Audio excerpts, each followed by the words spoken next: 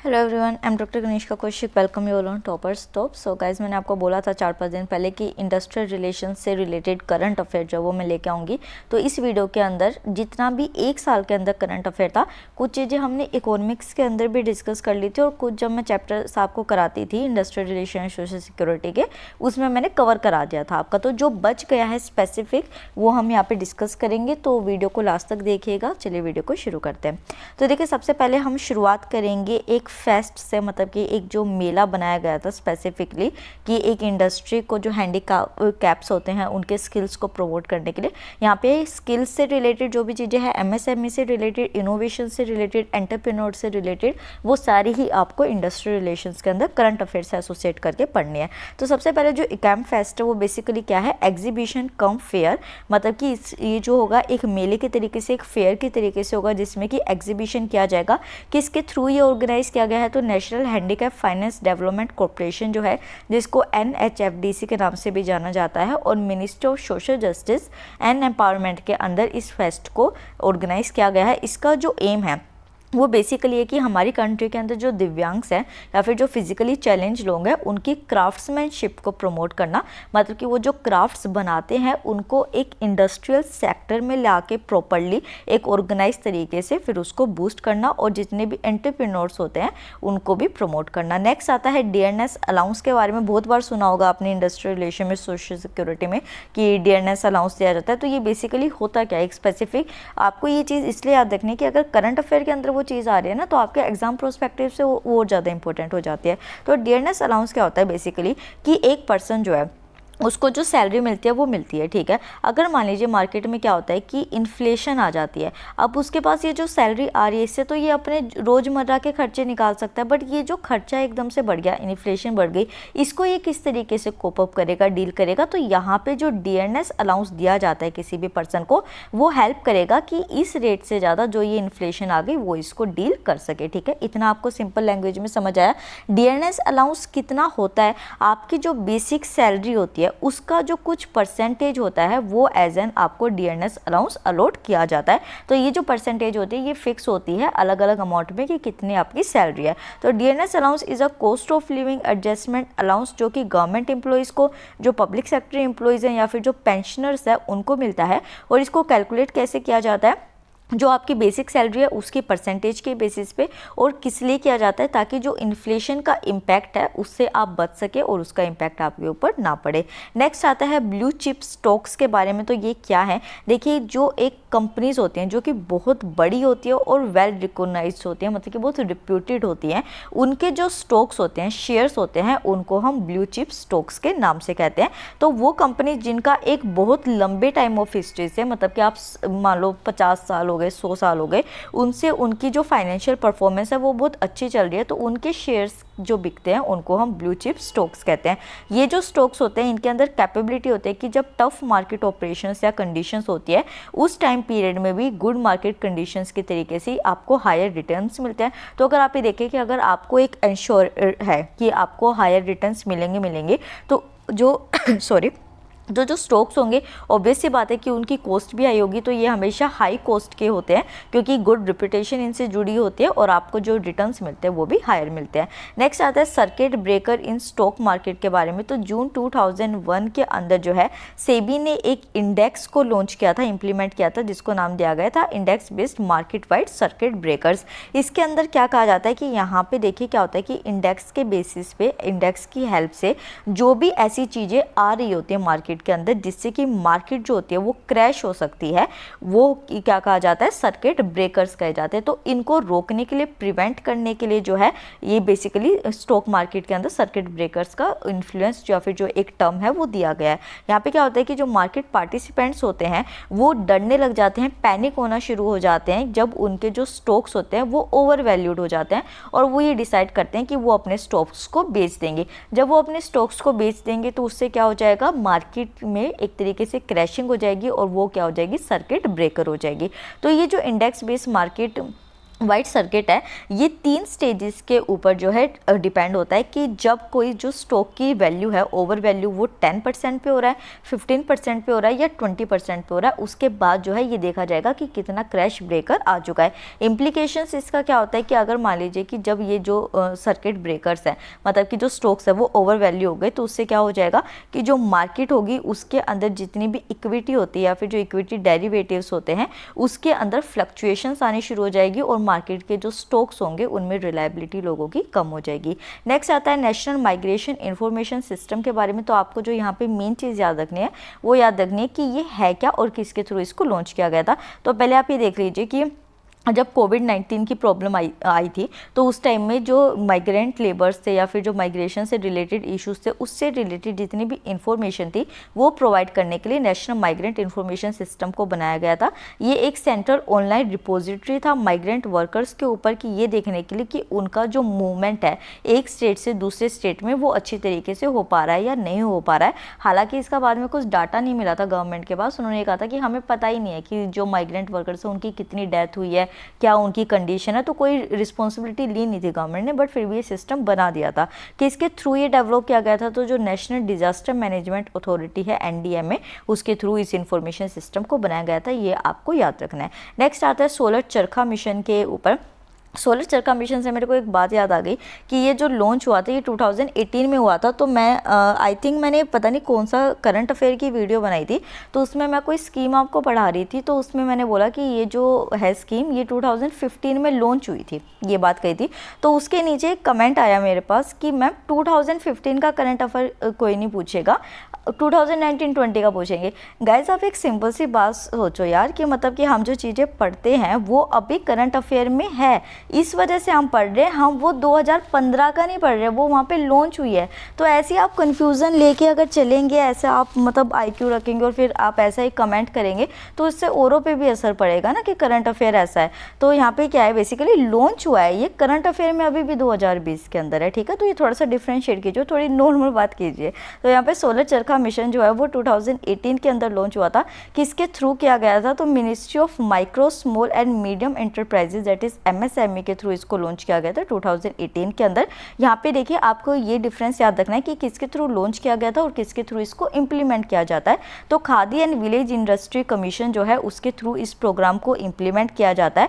और यहाँ पे काम क्या किया जाएगा कि देखिए जो रूरल एरियाज़ है उनके अंदर एम्प्लॉयमेंट को जनरेट करने के लिए काम किया जाएगा और ग्रीन इकोनॉमी के अंदर कंट्रीब्यूशन किया जाएगा। क्योंकि आप नाम ही देखिए सोलर चरखा है, मतलब कि जो सन की रेडिएशन से, सन एनर्जी को यूज़ करके यहाँ पे इनोवेशन की जा रही है।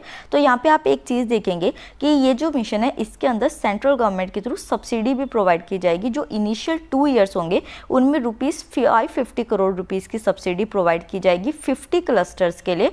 और हर क्लस्टर जो होगा उसके अंदर 400 से लेकर 2000 तक वर्कर्स जो आर्टिसंस होंगे वो काम करेंगे। तो ये वाला डाटा आपको याद रखना है। और उसी के साथ जो है ये स्कीम अराउंड 5 करोड़ वीमेंस जो हैं उनको लिंक करेंगी अक्रॉस द कंट्री इस इनिशिएटिव से। ये डाटा भी आपको याद रखना है, क्योंकि देखिए वर्कर्स का डाटा तो आपको कहीं भी मिल रहा है ना, वो आप लिख लीजिए अच्छी तरीके से। प्रीलियम से नहीं पूछेंगे तो इंटरव्यू में पूछेंगे, पर आप अच्छे से रखिए अपना डाटा सारा मेंटेन। मिशन जो होगा वो ये होगा कि 1 लाख जॉब जो है हमको 2 ईयर्स में, मतलब 2020 तक क्रिएट करनी है। फिर आते हैं कैटेगराइजेशन ऑफ इंडस्ट्रीज, इंपॉर्टेंट, बहुत इंपॉर्टेंट, क्योंकि क्या हुआ है कि पोल्यूशन के बेसिस पे कि कितना पोल्यूशन कौन सी इंडस्ट्री एमिट कर रही है उसके बेसिस पे उनका कैटेगराइजेशन किया गया है। तो आपके लिए प्रीलिम्स के लिए बहुत इंपॉर्टेंट है कि इसके थ्रू किया गया है। पोल्यूशन की बात आ रही है तो ministry of environment, forest and climate change के थ्रू जो है ये कैटेगराइजेशन की गई है। यहाँ पे जो इंडस्ट्रियल सेक्टर्स है उनको पोल्यूशन इंडेक्स के बेसिस पे जो है वो डिवाइड किया जाएगा कि एयर पोल्यूटेंट वो कितना रिलीज कर रहे हैं, वाटर पोल्यूटेंट वो कितना रिलीज कर रहे हैं, और उसी की साथ ही जो जितने रिसोर्सेज होते हैं हमारे नेचुरल रिसोर्सेज उनको वो कितना कंज्यूम कर रहे हैं, इन सारी बेसिस पे उनको कैटेगराइज किया जाएगा। तो सबसे पहले आती है रेड कैटेगरी। ऑब्वियस सी बात है, रेड आ गया नाम तो मतलब कि ज़्यादा एमिशन हो रहा है, ठीक है। इसके अंदर जो इंडस्ट्रीज़ रखी गई हैं, ये इंडस्ट्रीज़ के नाम आपको याद रखने हैं। सीमेंट इंडस्ट्रीज़ आपकी रेड कैटेगरी के अंदर आ जाएगी। उसी के साथ पेट्रोकेमिकल इंडस्ट्री है, फार्मास्यूटिकल है, मतलब कि जो मेडिसिन से रिलेटेड है, शुगर हो गया, पेपर हो गया, पल्प है, न्यूक्लियर पावर प्लांट्स आपके हो जाते हैं, या फिर ऑर्गेनिक केमिकल्स किसी फैक्ट्री एस्टेब्लिशमेंट में बन रहे हैं, फर्टिलाइजर्स की आप मैन्युफैक्चरिंग कर रहे हैं, या फायर क्रैकर्स बना रहे हैं, तो ये सारे क्या हो गए, रेड कैटेगरी के अंदर आपके आ जाएंगे। मतलब इनका जो एमिशन रेट है वो बहुत ज़्यादा होगा। एयर पोल्यूशन को ले लीजिए चाहे वाटर पोल्यूशन को ले लीजिए। फिर आती है ऑरेंज कैटेगरी। तो देखिए लाल क्या हो गया, भयानक हो गया ना, ऑरेंज क्या हो गया, उससे थोड़ा सा कम हो गया, तो वो आपका माइल्ड कैटेगरी के अंदर आ जाएगा। इसके अंदर जो कोल वॉशरीज होती हैं, ग्लास मैन्युफैक्चरिंग अगर हो रही है, पेंट्स की मैन्युफैक्चरिंग हो रही है, स्टोन क्रशर्स है, एल्यूमिनियम या कॉपर की एक्सट्रैक्शन होती है जो स्क्रैप से, ये आपकी ऑरेंज कैटेगरी के अंदर आ जाएगी। उसके बाद आ जाती है ग्रीन कैटेगरी। ग्रीन क्या हो गया, मतलब थोड़ा सा नॉर्मल हो गया।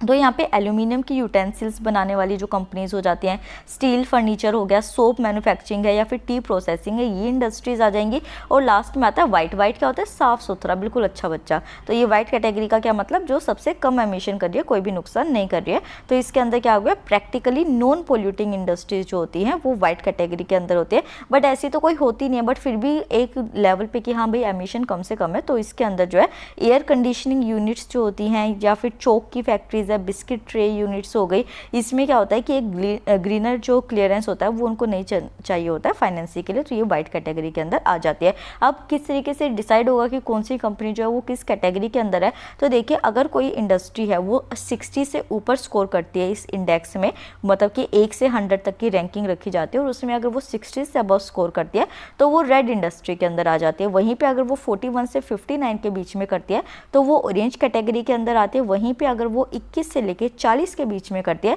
तो ग्रीन कैटेगरी हो गई। और अगर वो 20 से भी कम करती है तो आप किस कैटेगरी के अंदर आ जाएगी, वाइट कैटेगरी के अंदर आएगी। तो ये सारे पॉइंट्स आपको याद रखने हैं। नेक्स्ट आता है modified electronics manufacturing cluster scheme, that is EMC 2.0। तो यहाँ पे की फीचर्स आपको इसके याद रखे हैं स्पेसिफिकली। देखिए ये जो स्कीम है ये बेसिकली बनाई गई है कि एक वर्ल्ड क्लास इंफ्रास्ट्रक्चर जो है वो बनाया जा सके इलेक्ट्रॉनिक्स मैन्युफैक्चरिंग के लिए हमारी कंट्री के अंदर। इस स्कीम के अंदर जो है 2 चीज़ें सेटअप की जाएंगी बेसिकली इंफ्रास्ट्रक्चर के अंदर। एक तो होगा इलेक्ट्रॉनिक्स मैन्युफैक्चरिंग क्लस्टर्स और दूसरे होंगे कॉमन फैसिलिटी सेंटर्स। तो ये कहाँ पे सेटअप किए जाएंगे ये देखते हैं। तो अगर हम इलेक्ट्रॉनिक मैन्युफैक्चरिंग क्लस्टर्स की बात करते हैं तो वो जियोग्राफिकल एरिया जिनका एक मिनिमम एक्सटेंट होगा, मतलब वो ज़्यादा कुछ फैले नहीं हुए, बट उनका जो बॉर्डर है ना वो किसी से लिंक हो रहा है, मतलब कि वो कंटीजियस है, मतलब किसी के टच में है, उन एरियाज़ को यहाँ पे सिलेक्ट किया जाएगा जहाँ पे बेसिक इंफ्रास्ट्रक्चर को डेवलप करने की बहुत ज़रूरत होती है। उसी के अंदर ESTM यूनिट्स को बनाया जाएगा। अब ये देखिए जहाँ पे ये ESTM यूनिट्स बनाई जाएंगी, जिस एरिया के अंदर जितनी ज़्यादा ESTM यूनिट्स होंगी उस बेसिस पे उस एरिया के अंदर कॉमन फैसिलिटी सेंटर्स भी बनाए जाएंगे, ताकि एक कॉमन टेक्निकल इंफ्रास्ट्रक्चर या फिर जो कॉमन फैसिलिटीज़ होती है जो भी इंडस्ट्रीज़ को चाहिए होती है वो प्रोवाइड की जा सके। नेक्स्ट आता है कि जो स्टेट्स हैं उन्होंने ये कहा है कि जो अभी कोविड के टाइम में कंस्ट्रक्शन वर्कर्स की नुकसान हुआ, क्योंकि कंस्ट्रक्शन बिल्कुल बैन कर दी गई थी थोड़े टाइम के लिए, तो उनकी हेल्प करने के लिए जो सेस फंड्स होते हैं वो यूज़ किए जाएँ। तो ये आपका एक इकोनॉमी टर्म से भी हो गया और इंडस्ट्री टर्म से भी हो गया। तो यहाँ पे यूनियन गवर्नमेंट जो है, पहली बात तो आपको अमाउंट याद रखना है कि कितना सेस का अमाउंट जो है वो कंस्ट्रक्शन वर्कर्स के लिए अलॉट किया गया है। तो 52,000 करोड़ रुपीस का जो है एक डिप आया था, मतलब कि कंस्ट्रक्शन वर्कर्स थे उनके टाइम पीरियड में, तो उनके लिए जो सेस फंड क्रिएट किया गया है वो 52,000 करोड़ रुपीस का किया गया है, जो कि बेनिफिट प्रोवाइड उनको किए जाएंगे। और किस तरीके से किए जाएंगे, तो डायरेक्ट बेनिफिट ट्रांसफर्स के थ्रू कंस्ट्रक्टिव वर्कर्स को ये बेनिफिट्स प्रोवाइड किए जाएंगे। जो ये सेंट्रल एडवाइस है वो कोरोना के टाइम में आई है, जब इस तरीके से लॉकडाउन से मिलियंस ऑफ इनफॉर्मल वर्कर्स जो थे उनकी लाइफ हैम्पर हुई थी। तो एडवाइजरी किसके अंडर की गई है, आई तो सेंट्रल गवर्नमेंट के थ्रू है, पर कौन सी एक्ट के अंदर आई है तो वो आपको याद रखने। तो जो सेक्शन 60 है building and other construction worker BOCW act 1996 के अंदर जो है इसको लाया गया, और उसी के साथ जो अमाउंट यहाँ पे ग्रांट किया जाएगा वो रिस्पेक्टिव स्टेट गवर्नमेंट और जो यूनियन टेरिटरीज है उनकी गवर्नमेंट के थ्रू डिसाइड किया जाएगा और फिर अलॉट किया जाएगा। सेंट्रल गवर्नमेंट ने जो वो इतना अमाउंट दे दिया है। अब आपको एक इकोनॉमिक टर्म यहाँ पे समझना है कि सेस क्या होता है, वो अभी हम इकोनॉमी के चैप्टर में करेंगे भी। आई थिंक मैं कल एक इकोनॉमी का वो इन्फ्लेशन चैप्टर जो है वो कंप्लीट करके फिर जल्दी से टैक्स वगैरह को भी ख़त्म करते हैं।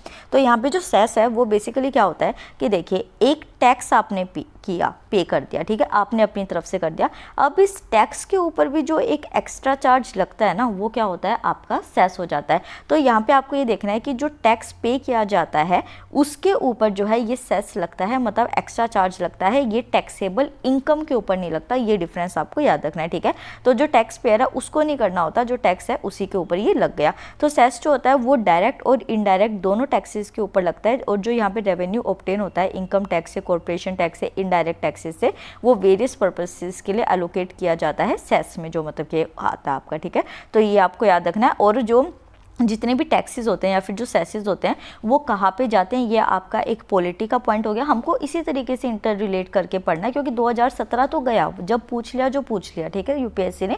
अब हमें और ज़्यादा प्रिपेयर होकर प्रिपरेशन करनी है एग्जाम की। तो कंसोलिडेटेड फंड ऑफ इंडिया के अंदर जो है ये टैक्सेस हो या फिर जो सेस होता है वो क्रेडिट हो जाता है, मतलब कि ट्रांसफ़र कर दिया जाता है। नेक्स्ट आता है हमारा इन्वेस्ट इंडिया।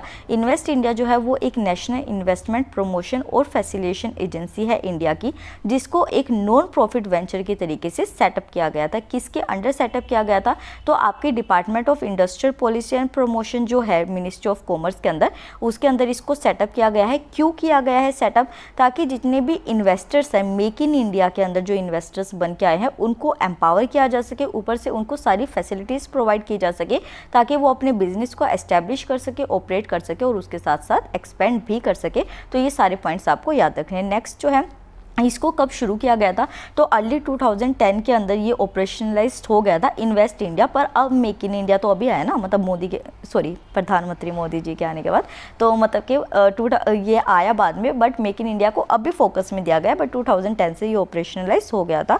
तो ये एक जॉइंट वेंचर कंपनी बनी थी DIPP के अंदर और मिनिस्ट्री ऑफ कॉमर्स के साथ, और उसी के साथ जो मिनिस्ट्री ऑफ कॉमर्स था, मतलब जो ये DIPP था, उसका 35% इक्विटी था इसके अंदर, मतलब शेयर था, और उसके साथ जो federation of Indian chamber of commerce and industry that is FICCI था, उसकी 51% इक्विटी थी, और वहीं पे जो स्टेट गवर्नमेंट्स ऑफ इंडिया है उसके अंदर 0.5% हर स्टेट गवर्नमेंट का था। तो ये वाला डाटा भी आप याद रखिएगा। नेक्स्ट आता है companies fresh start scheme 2020 and revise LLP settlement scheme 2020। तो देखिए LLP सेटलमेंट स्कीम को मैं दोबारा नहीं बताऊंगी, मैं 3 से 4 बार, आई थिंक 3 से 4 बार भी, कि उससे भी ज़्यादा एक्सप्लेन कर चुकी हूँ अपनी वीडियोज़ में। यहाँ पे सिर्फ कंपनीज फ्रेश स्टार्ट स्कीम 2020 को डिस्कस करेंगे। बताया मैंने इसलिए कि दोबारा इंडस्ट्रियल रिलेशन में भी करंट अफेयर के अंदर है, तो आपको पढ़ना ज़रूरी है। तो देखिए जो मिनिस्ट्री ऑफ कॉर्पोरेट अफेयर्स है उसने कंपनीज फ्रेश स्टार्ट स्कीम 2020 को इंट्रोड्यूस किया। पहला बात तो आपका ये हो गया पॉइंट प्रीलिम्स का, और उसी के साथ LLP सेटलमेंट स्कीम जो 2020 है उसको भी रिवाइज किया है। यहाँ पे क्या है बेसिकली कि जो कंपनीज के ऊपर एक लिमिटेड लायबिलिटी पार्टनरशिप लगती है, उससे उसको रिलीफ प्रोवाइड करने के लिए, ऐसे तो यार हर कोई सरक लेगा ना कि मेरी रिस्पॉन्सिबिलिटी नहीं है, मेरी रिस्पॉन्सिबिलिटी नहीं है, तो उस चीज़ से रिलीफ प्रोवाइड करने के लिए कंपनीज को इस प्रोविज़न को लाया गया है। इस स्कीम के अंदर क्या होगा कि जो एक कंप्लायंस बर्डन पड़ता था एक मतलब कि कंपनीज के ऊपर, उसको कम कर दिया जाएगा, और उसी के साथ जो एडिशनल फिलिंग फीस होती है, मतलब कि अगर मान लीजिए कि कोई भी फाइलिंग करना होता था किसी भी कंपनी को, किसी भी तरीके का फ़ाइन हो गया या फिर किसी भी तरीके का अमाउंट जो होता था, तो वो अगर वो नहीं टाइम से पे कर रही थी, तो अब जो है इस स्कीम के अंदर एक वन टाइम वेवर जो है, मतलब कि उनको एक थोड़ा सा रिलीफ प्रोवाइड कर दिया गया कि ठीक है आप अब इतना अमाउंट पे मत कीजिए। और जो डिलेड फाइलिंग्स की जाती थी कंपनीज के थ्रू रजिस्ट्रार ऑफ कंपनीज के under currency of the scheme के अंदर, तो उसको भी खत्म कर दिया गया है कि ठीक है अब आपने जो पेमेंट नहीं करी कोई नहीं, हम आपका माफ़ करते हैं, वेविंग कर दी यहाँ पे। और ये स्टार्ट कब से हुई थी, 1 अप्रैल 2020 से 30 सितंबर 2020 तक रही थी, मतलब इस टाइम पीरियड के लिए जो भी पैसा भरना था उसको माफ़ कर दिया गया था। इसके साथ एक सिग्निफिकेंटली जो है जो कंपनीज थी उनके ऊपर फाइनेंशियल बर्डन को रिड्यूस कर दिया गया, और उसी के साथ एक फ्रेश स्टार्ट की अपॉर्चुनिटी उन कंपनीज को प्रोवाइड की गई, और उसी के साथ जो एक पेनल्टी उनके ऊपर लगा करती थी ना कोई भी गलत चीज़ करने से, उसके ऊपर भी इम्यूनिटी प्रोवाइड कर दी गई कि अब आपके ऊपर पेनल्टीज नहीं लगेगी। नेक्स्ट आता है बिजनेस कॉन्फिडेंस इंडेक्स के बारे में। तो इंडिया का लीडिंग इकोनॉमिक थिंक टैंक है that is the national council for applied economic research that is NCAER, उसके थ्रू जो है इस इंडेक्स को रिलीज़ किया जाता है। यहाँ पे क्या होता है कि एक ईयर के अंदर क्वार्टरली सर्वेज होते हैं, मतलब हर 3 महीने के बाद साल में 4 बार जो है वो सर्वेज होते हैं और उसके बाद बिजनेस कॉन्फिडेंस इंडेक्स को रिलीज़ किया जाता है। आज सुबह की वीडियो जिसने नहीं देखी है, मैंने 2 इंडेक्सेस की वीडियो बनाई है, जो फर्स्ट आज 6-7 मिनट की वीडियो है। तो गाइज आप ये सोचेंगे कि वो IAS के लिए नहीं है, वो IAS के लिए भी है, पर आपके EPFO के लिए भी है, क्योंकि वो इंडस्ट्री से रिलेटेड ही उसके में इंडेक्सेस और डाटा है। तो आपका जब इंटरव्यू आएगा ना, उस टाइम तक ये वाला करंट अफेयर आ लेगा, तो आपको ये नहीं है कि मतलब वो छोड़ देना है, तो वो आप कीजिए, अच्छी वीडियो है, अच्छे से समझ आएगा आपको। उसी के साथ जो है 600 कंपनीज जो है उनको इस इंडेक्स के अंडर ट्रैक किया जाता है और उसके बाद एक कंपोजिट इंडेक्स बनाया जाता है। नेक्स्ट आता है वर्ल्ड यूथ स्किल डे। 15 जुलाई जो है उसको वर्ल्ड यूथ स्किल डे के तौर पे मनाया जाता है। आई डोंट थिंक कि आपसे कोई नाम पूछेगा, बट आपको यहाँ पे थीम याद रखनी ज़रूरी है कि इसके थ्रू ये किया गया था। तो 2014 के अंदर जो है यूनाइटेड नेशन जनरल असेंबली ने 15 जुलाई को वर्ल्ड यूथ स्किल डे के तौर पर एस्टेब्लिश कर दिया था। और जो 2020 की जो थीम थी वो थी skill for a resilient youth. तो इस थीम आपको याद रखनी है। और उसी के साथ जो अभी 2020 था उसमें 5वीं जो एक एनिवर्सरी थी वो भी स्किल इंडिया मिशन की मनाई गई थी, जो 2015 के अंदर लॉन्च हुआ था। नेक्स्ट आता है सत्यभामा पोर्टल के बारे में। तो ये मिनिस्ट्री ऑफ माइंस जो है उसके थ्रू लॉन्च किया गया है। सत्यभामा का मतलब है साइंस एंड टेक्नोलॉजी योजना फॉर आत्मनिर्भर भारत इन माइनिंग एडवांसमेंट। तो डेफी ने ये जो फुल फॉर्म है ये बहुत ज़्यादा इंपॉर्टेंट है, इसको याद रखिएगा कि इसके थ्रू डिज़ाइन डेवलप या इंप्लीमेंट किया जाएगा। तो नेशनल इंफॉर्मेटिक्स सेंटर्स जो है माइंस इंफॉर्मेशन डिवीज़न की, उसके थ्रू इसको इम्प्लीमेंट किया जाएगा। और उसी के साथ क्या होगा कि जो भी मॉनिटरिंग होती है प्रोजेक्ट्स की, या फिर जितना भी फंड्स या फिर ग्रांट्स यूटिलाइज होते हैं माइंस इंडस्ट्री के माइनिंग करने के लिए, उनके प्रोजेक्ट्स की ऑनलाइन सबमिशन इस पोर्टल के ऊपर हो सकती है। नेक्स्ट आता है स्टूडेंट एंटरप्रेन्योरशिप प्रोग्राम। ये जो था जनवरी 2019 के अंदर इसका जो फर्स्ट ब्रांच था वो शुरू हुआ था। ये है क्या बेसिकली कि सॉरी तो यहाँ पे क्या हुआ था बेसिकली कि 10 मंथ का जो है एक लॉन्ग रिगरस प्रोग्राम था ये, जिसमें कि 6 टीम्स जो थी अटल टिंकरिंग लैब जो है उनकी वो बनाई गई थी। और वो यहाँ पे बेसिक में ग्रास रूट इनोवेशंस को ला रहे थे। यहाँ पे मतलब कि एक कंपटीशन हुआ था, बहुत सारी कम्युनिटीज़ ने यहाँ पे पार्टिसिपेट किया, उनके बीच जो है वो कंपटीशन हुआ। तो आपको यहाँ पे जो प्रीलिम्स का पॉइंट याद रखना, वो एक तो ये याद रखना कि 2019 के अंदर इस प्रोग्राम को शुरू किया गया था।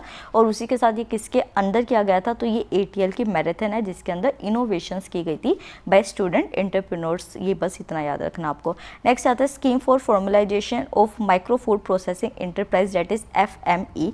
इसमें क्या है कि ये एक सेंट्रल स्पॉन्सर स्कीम है जिसमें कि जो हमारी सेंट्रल गवर्नमेंट है और जो स्टेट गवर्नमेंट है उनका जो एक्सपेंडिचर होगा वो 60:40 का होगा। और इसमें क्या किया जा रहा है कि जो माइक्रो फूड प्रोसेसिंग इंटरप्राइजेज है उनको फॉर्मलाइज किया जा रहा है, मतलब कि उनको फॉर्मल कैटेगरी के अंदर लाया जा रहा है। तो यहाँ पे 2 लाख माइक्रो इंटरप्राइजेज जो है उनको असिस्ट किया जाएगा एक क्रेडिट लिंक सब्सिडी प्रोवाइड करके।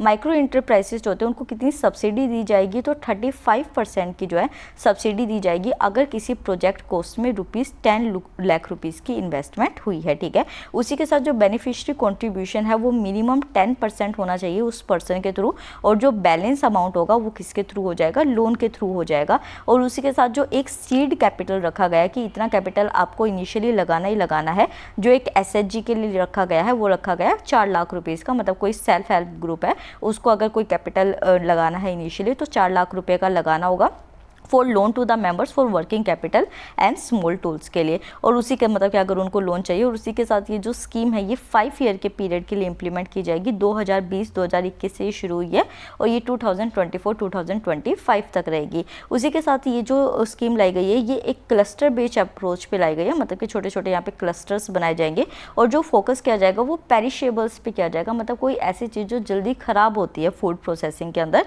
उनके ऊपर पहले फोकस किया जाएगा। और यहाँ पे अगर हम एडमिनिस्ट्रेटिव और इम्प्लीमेंटेशन मैकेनिज्म की बात करते हैं तो ये एक इंटर मिनिस्ट्रियल एम्पावर्ड कमेटी जो है उसके थ्रू मॉनिटर किया जाएगा, जो कि चेयरमैनशिप ऑफ फूड जो आपका है फूड प्रोसेसिंग इंडस्ट्री है उसके अंडर किया जाएगा। ठीक है, यहाँ पे आपको देखना है कि मतलब जो नेशनल लेवल गवर्नमेंट है वो तो बनेगी मतलब कि काम करेगी कमेटी। उसी के साथ जो है एक स्टेट और यूटी लेवल पे भी कमेटी बनाई जाएगी जिसको चेयर किया जाएगा चीफ सेक्रेटरी के तरीके से। और वो ये प्रपोज करेंगे कि किस तरीके से माइक्रो यूनिट्स जो है उनको एक्सपेंड किया जा सकता है। नेक्स्ट आता है ये वाला पॉइंट जो है ये सीधा आपसे डायरेक्टली करंट अफेयर का पूछा जा सकता है कि कौन सा ऐसा स्टेट है जिसने कि स्पोर्ट्स जो है मतलब के कैटेगरी है उसको इंडस्ट्री का स्टेटस दिया है। तो डायरेक्टली आपका एग्जांपल क्या हो जाएगा, सॉरी आंसर क्या हो जाएगा, मिजोरम हो जाएगा। तो मिजोरम जो है वो फर्स्ट स्टेट इंडिया का ऐसा बना है जिसने कि स्पोर्ट्स को इंडस्ट्री का स्टेटस दे दिया है। तो यहाँ पे फुटबॉल, हॉकी बहुत सारे मैच हुआ करते थे, उसी के साथ जो है ये एक बार गेम्स के नाम आप पढ़ लीजिएगा कौन कौन से गेम्स है जिनको कि अगर मान लीजिए पूछ लिया जाए तो अब इनको इंडस्ट्री का स्टेटस मिल चुका है मिजोरम के अंदर। नेक्स्ट आता है प्रधानमंत्री, that is prime minister employment generation programme. ये भी जो है ये एक सेंट्रल सेक्टर स्कीम है जो कि ministry of micro small and medium enterprises के थ्रू लॉन्च की गई है। लॉन्च कब की गई थी, 2008 और 9 के अंदर की गई थी। और ये एक क्रेडिट लिंक सब्सिडी स्कीम है, मतलब कि लोन के साथ जो है आपको सब्सिडी भी प्रोवाइड की जाएगी। और ये सेल्फ एम्प्लॉयमेंट को जो है प्रमोट करती है, जो भी माइक्रो एंटरप्राइज को अगर कोई पर्सन सेटअप करने जा रहा है तो यहाँ पे मिनिस्ट्री ऑफ एमएसएमई के थ्रू जो है 35% की सब्सिडी प्रोवाइड की जाएगी यहाँ पे। और उसी के साथ जो है लोन 25 लाख रुपीज़ का मैन्युफैक्चरिंग सेक्टर में प्रोवाइड किया जाएगा। और अगर आप सर्विस सेक्टर में कोई अपना स्टार्टअप करना चाह रहे हैं तो उसके साथ उसमें 10 लाख रुपीज़ तक का लोन मिल जाएगा। इम्प्लीमेंटेशन कैसा होगा, नेशनल लेवल पे खाद्य एंड विलेज इंडस्ट्री कमीशन जो होगा वो नोडल एजेंसी होगी। और वहीं पे स्टेट लेवल पे जो स्टेट केवीआईसी डायरेक्टोरेट्स हैं स्टेट खादी के, और जो डिस्ट्रिक्ट इंडस्ट्री सेंटर्स या फिर जो बैंक्स होंगे उनके थ्रू इम्प्लीमेंटेशन हो जाएगी। एलिजिबिलिटी इसमें क्या होती है कि अगर कोई पर्सन जो है वो 18 ईयर्स ऑफ एज से ज़्यादा है, अगर वो मतलब सेल्फ हेल्प ग्रुप है कोई ऐसा, या फिर कोई ऐसा इंस्टीट्यूशन है जो कि सोसाइटी रजिस्ट्रेशन एक्ट 1860 के अंदर रजिस्टर्ड है, या फिर वो एक प्रोडक्शन कोऑपरेटिव सोसाइटी है या चैरिटेबल ट्रस्ट है, वो सभी एलिजिबल होंगे इन लोन्स को लेने के लिए। और उसी के साथ अगर कोई ऐसी यूनिट है जो पहले से एग्जिस्ट कर रही है, या फिर कोई ऐसी यूनिट है जो कि गवर्नमेंट सब्सिडी को अवेल कर रही है किसी भी मतलब कि स्कीम के अंदर, गवर्नमेंट की मतलब नेशनल गवर्नमेंट के अंदर या स्टेट गवर्नमेंट के अंदर, वो एलिजिबल नहीं होगी। और यहाँ पे सिर्फ जो न्यू प्रोजेक्ट्स होंगे उनको कंसिडर किया जाएगा इन अमाउंट्स को सैंक्शन करने के लिए। नेक्स्ट आता है चुनौती, that is next generation startup challenge contest. I think ये लास्ट करंट अफेयर अभी का। तो चुनौती मिनट, हाँ, तो चुनौती क्या है, ये ministry of electronic and information technology के थ्रू लॉन्च की गई है। ये एक तरीके का नेक्स्ट जनरेशन स्टार्टअप चैलेंज जो है वो बच्चों को दिया जाएगा। यहाँ पे जो स्टार्टअप है और या फिर जो सॉफ्टवेयर के प्रोडक्ट्स की मैन्युफैक्चरिंग है या जो उसको बूस्टिंग अप की जाएगी वो टायर 2 टाउन्स ऑफ इंडिया के अंदर की जाएगी। टायर 1 में तो पहले से इंडस्ट्री सेटअप है, अब टायर 2 के ऊपर फोकस किया जाएगा। और उसी के साथ 300 स्टार्टअप्स जो वर्किंग है एक आइडेंटिफाई एरिया के अंदर, मतलब कि पहले से एरिया के अंदर उनको आइडेंटिफाई किया जाएगा और उनको एक सीड फंड जो है 25 लाख रुपीज़ का प्रोवाइड किया जाएगा। तो ये अमाउंट आपको याद रखना है। उसी के साथ कैटेगरी अगर हम देखते हैं कि किस किस कैटेगरी की इंडस्ट्रीज़ को यहाँ पे सिलेक्ट किया गया है, तो अगर कोई एड्यूटेक है या मतलब कि एजुकेशन और टेक्नोलॉजी से रिलेटेड है, एग्री टेक्नोलॉजी से है, फाइनेंशियल टेक्नोलॉजी से रिलेटेड है, या मासेस के लिए कोई सोल्यूशन ढूंढने वाली कोई स्टार्टअप है, उसी के साथ सप्लाई चेन हो गया, लॉजिस्टिक है, ट्रांसपोर्टेशन मैनेजमेंट से रिलेटेड है, इंफ्रास्ट्रक्चर एंड रिमोट मॉनिटरिंग हो गया, मेडिकल हेल्थ केयर है, diagnostic preventing and psychological care के अंदर स्टार्टअप है, या फिर job and skilling, linguistic tools हो गया, टेक्नोलॉजीज हो गया, इन सभी के अंडर जो है ₹25 लाख रुपीज़ का सीड फंड प्रोवाइड किया जाएगा। नेक्स्ट आता नहीं, लास्ट नहीं था करंट अफेयर। नेक्स्ट आता है इंडेक्स लिंक इंश्योरेंस प्रोडक्ट। तो ये बेसिकली क्या होता है, सिंपल बस आपको याद रखना है कि ये वो इंश्योरेंस प्रोडक्ट्स होते हैं जिनके ऊपर आपको रिटर्न्स मिलता है, जो कि आपको एक नॉर्मल बेंचमार्क इंडाइसिस से जोड़ के, मतलब कि इंश्योरेंस आपने कराई और उस इंश्योरेंस को आपने किसी एक बेंचमार्क मतलब कि बहुत अच्छे इंडाइस जो था उसके साथ लिंक कर दिया, तो यहाँ पे आपको रिटर्न बैक मिलने लग गया। तो यहाँ पे 10 ईयर का जो गवर्नमेंट का बॉन्ड होता है उनके साथ इस इंश्योरेंस के प्रोडक्ट को लिंक किया जाता है, जैसे कि सेंसेक्स पे या निफ्टी पे, और फिर बाद में जो है आपको एक गारंटीड वैल्यू मिल जाती है जो भी पॉलिसी होल्डर होता है उसको। नेक्स्ट आते हैं 13 edition of global innovation index के बारे में। तो अभी अभी जो है ये जस्ट रिलीज हुआ है। इंडेक्स आपके लिए बहुत इंपॉर्टेंट है, किसके थ्रू रिलीज किया गया है, तो कॉर्नेल यूनिवर्सिटी जो है इंसिड और जो वर्ल्ड इंटेलेक्चुअल प्रॉपर्टी ऑर्गेनाइजेशन है उनके थ्रू इसको रिलीज किया गया है। ये एक स्पेशलाइज एजेंसी है यूएन की। थीम की बात करें तो थीम है who will finance innovation. Theme भी आपको अच्छे से याद रखनी है, ऑर्गेनाइजेशन से भी याद रखनी है। और उसी के साथ अगर देखते हैं कि कितने इंडिकेटर्स पे इसको मेज़र किया जाता है, तो टोटल 80 इंडिकेटर्स जो हैं उनको लिया जाता है ट्रेडिशनल मेजरमेंट के बेसिस पे, जैसे कि रिसर्च और डेवलपमेंट इन्वेस्टमेंट कितनी हो रही है, इंटरनेशनल पेटेंट्स कितने हैं उस कंट्री के पास, ट्रेडमार्क एप्लीकेशन, ये सारी चीज़ों पे उसको जज किया जाता है। इंडिया की परफॉर्मेंस की बात करते हैं तो इंडिया जो है वो अभी 4 स्पॉट ऊपर पहुंची है और 48th पोजीशन जो है वो इसकी आई है। अगर हम देखें कि सेंट्रल और साउथ ईस्टर्न एशिया के अंदर तो इंडिया की जो है वो टॉप मोस्ट पोजीशन आई है। उसी के साथ इंडिया जो है वो third most innovative lower middle income economies जो है वर्ल्ड की, उनमें आया है। और उसी के साथ इंडिया जो है वो रैंक हुआ है टॉप 15 के अंदर जो भी इनोवेशन से रिलेटेड इंडिकेटर्स थे उसमें, ठीक है। नेक्स्ट आता है एंटरप्रेन्योर्स इन रेजिडेंस प्रोग्राम। तो ये जो है एक ब्राउचर जो है वो गवर्नमेंट के थ्रू रिलीज़ किया गया है एंटरप्रेन्योर इन रेजिडेंस के लिए, जो कि किसके अंडर है, national initiative for developing and harnessing innovation, that is NIDHI programme के अंदर इसको लॉन्च किया गया है। तो ये प्रोग्राम है क्या, बेसिकली ये पता ही चल गया आपको कि Nidhi department of science and technology के अंदर इसको लॉन्च किया गया है। निधि जो है ना वो यार बहुत ज़्यादा न्यूज़ के अंदर है, हद मारा, मतलब कि हर महीने में आपको निधि का करंट अफेयर देखने को मिल रहा है। तो इसकी फुल फॉर्म तो आप अच्छे से रट के जाइएगा। तो यहाँ पे क्या है कि जो भी एंटरप्रेन्योर्स होते हैं, जो कि एस्पायरिंग होते हैं, मतलब जिन्होंने अभी शुरुआत की है, तो उनको एक प्रोमिसिंग टेक्नोलॉजी प्रोवाइड करना साइंस एंड टेक्नोलॉजी डिपार्टमेंट के through by for the period of 18 months, मतलब 18 मंथ्स के लिए उनको टेक्नोलॉजी प्रोवाइड की जाएगी और उसके साथ जो है ₹30,000 का उनको ग्रांट भी प्रोवाइड किया जाएगा। और ये तो मिनिमम ग्रांट हो गया ना, उसके साथ मैक्सिमम ग्रांट जो होगा वो ₹3.6 लाख का दिया जाएगा। 18 मंथ्स के लिए उनको टेक्नोलॉजी सप्लाई भी की जाएगी। निधि प्रोग्राम जो है ये बस लास्ट है, department of science and technology के लिए है। किसके मतलब लॉन्च इसकी क्या है, full form national innovation for developing and harnessing innovation, जिसके अंदर जो इंक्यूबेटर्स होते हैं उनको सेटअप किया जाता है, उनको सीड फंड्स प्रोवाइड किए जाते हैं और जो इनोवेटर्स होते हैं या फिर जो एंटरप्रेन्योर्स होते हैं उनको प्रूफ ऑफ कंसेप्ट भी दिया जाता है। तो इसी के साथ जो है हम अपने इंडस्ट्रियल रिलेशंस के 1 साल के करंट अफेयर को कंप्लीट करते हैं। तो अगर आपको मेरा हार्डवर्क पसंद आता है तो प्लीज़ आप वीडियो को लाइक कीजिए, चैनल को सब्सक्राइब कीजिए। Thank you so much.